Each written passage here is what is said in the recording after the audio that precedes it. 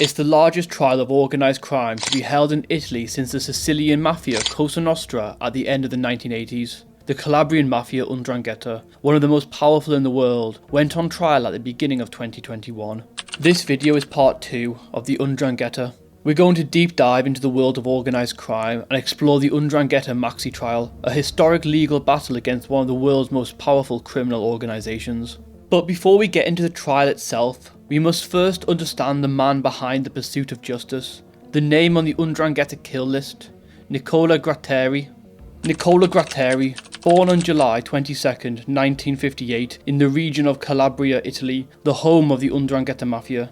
Nicola grew up in the mafia-controlled region, telling reporters, "I have known the mafia since I was a child because I was hitchhiking to school and often saw dead bodies on the road." Just quickly, if you're enjoying this video so far and finding this content interesting, please consider subscribing and liking this video. It really does help me out. As a child, Nicola would attend school with kids of Ndrangheta bosses. These same kids Nicola played with as a child would themselves grow up to be drug traffickers and mafia bosses. Growing up and seeing the damage the Ndrangheta caused led Nicola to want to reject the violence and make a difference. Nicola Gratteri is a name synonymous with the relentless fight against organised crime, but how did he become one of Italy's most prominent public prosecutors in this battle? Nicola began his career in law enforcement, dedicating himself to the pursuit of justice from an early age.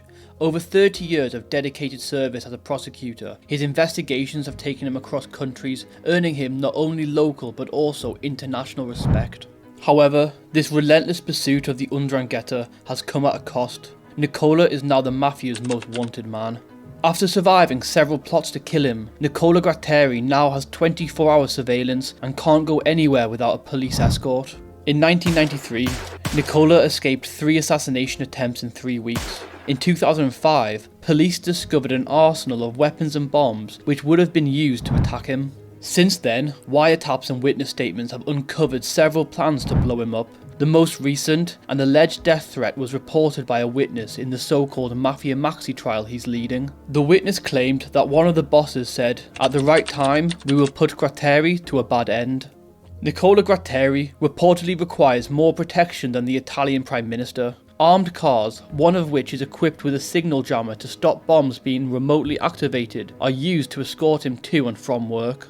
But the prosecutor refuses to be intimidated. Instead, he seeks the most severe punishments possible in the hope it might deter new recruits. He believes this tough approach could reduce mafia numbers by 80% in a decade if it becomes the norm in Italy and Europe.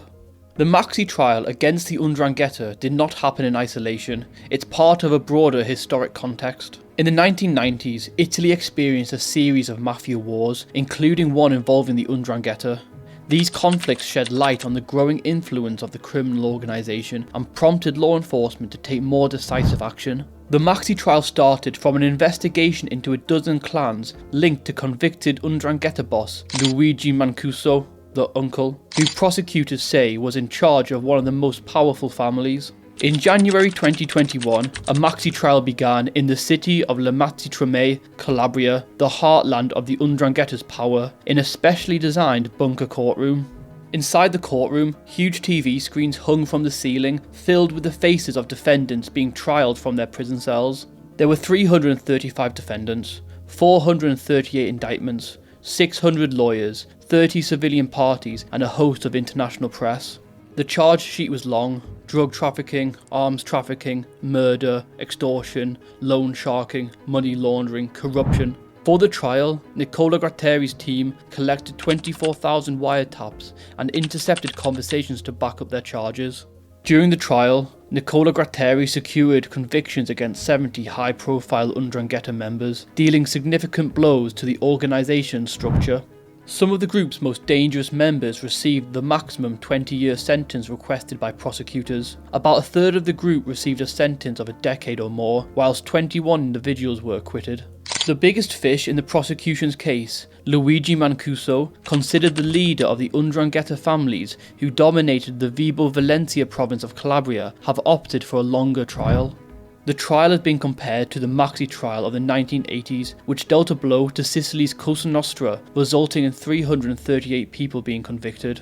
Sadly, anti-mafia prosecutors Giovanni Falcone and Paolo Borsellino were later assassinated by the mob. The trial was a symbolic victory for the Italian state, demonstrating its commitment to justice and the rule of law. It also had practical implications, weakening the 'Ndrangheta's hold on Calabria and disturbing its criminal activities.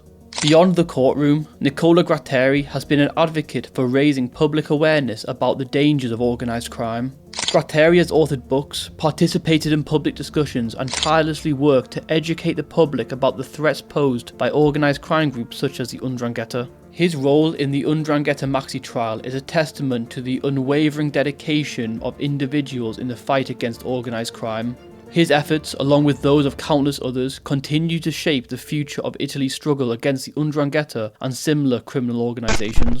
As always, if you've made it this far, thank you so much for watching. Let me know what you think of this case below in the comments. Till next time, take care.